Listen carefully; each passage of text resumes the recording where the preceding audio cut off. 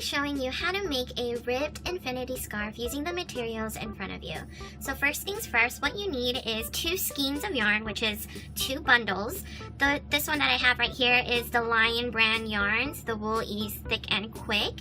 And you're going to be needing 2 of these to make 1 scarf. Next, you're going to be needing these crochet hooks. You can use either one. This one is the 11.5 millimeters, the letter P, and this one is the 10 millimeters, the letter N, and you can decide on which one you want to use. For me, I like to use the 11.5 millimeters. Next, you're going to need a threading needle. This one you're going to use to thread whichever piece of yarn you have left over. Next, you're just going to need any pair of scissors to cut the thread if you have any left over. So the first step we're going to do is something called a slip knot. This is going to be the starting loop of your scarf, and there are many ways to make this initial slip knot, but the easiest way for me is to simply hold the end of your yarn with your thumb, pointer, and middle finger, and then what you're going to do is you're going to wrap the yarn around once, and then you're going to take your right hand and the thread, and you're going to loop it through, you're going to slip it through, and then you're going to pull on that loop that you slipped through. And this is going to be your starting loop. And then what we're going to do is called chaining. I'm going to show you how to hold your yarn first. So what I do is I wrap the yarn around my pinky and then put it over my pointer finger. And I grab hold of this extra yarn so I can keep it in place. So chaining is really simple. What you're going to do is you're going to use your left hand to wrap the yarn over your crochet hook, and then you're going to pull it through the stitch, the loop that you made. And you're just going to keep doing this for about 90 to 100 chains. Now that you have your 90 to 100 chains, what I'm going to show you next is how to connect your row. So the last chain that you made and the beginning chain, what you're going to do is you're going to go along the row, make sure it's going the same way. And then that last one, what you're going to do is you're going to put it through your crochet needle.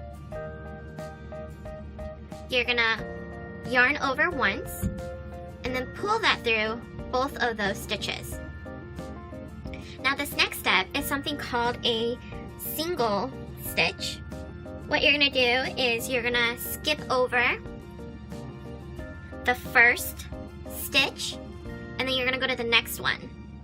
You're going to stick your crochet needle through. You're going to yarn over once and then pull through 1. You're going to yarn over again and pull through 2. And this you're going to do for every single stitch along the row. So yarn over, pull 1, yarn over, pull 2. So once you get to the last few single stitches, what you're going to do is you're going to connect that new row that you made to the beginning of it by slipping through your hook into one of the loops. You're going to yarn over and then pull through both of them, and then you're going to chain 1. Next, what you're going to do is you're going to actually flip your row over. Now we're going to make the ribbed effect. So once again, you're going to skip over this first loop, and instead of going through both of these stitches, what you're going to do is you're going to go to the back loop. So you're going to put your hook into the back loop. You're going to yarn over 1, pull 1, yarn over, and pull 2.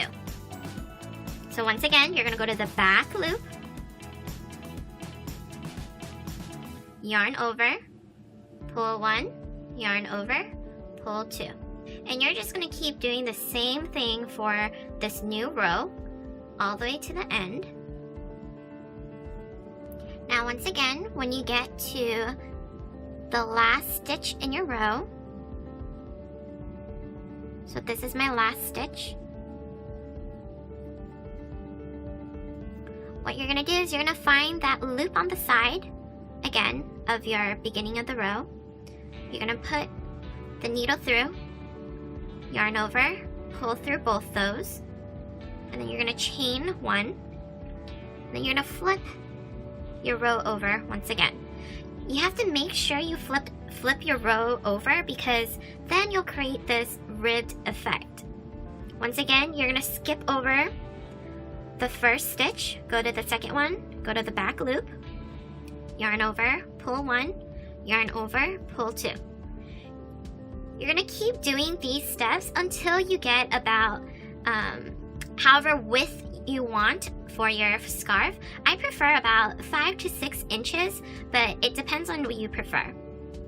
Now, when you get to the part where your first skein of yarn is almost ending, you have to add on the other skein, and to do that, I'm going to show you how to combine the two pieces of yarn. So if you look here, I have the one I've been working with in my right hand and the new one in my left hand. What you're going to do is you're going to cross them over like so, and then you're going to wrap the new yarn around twice, so 1, 2, and then you're going to tie that into a knot.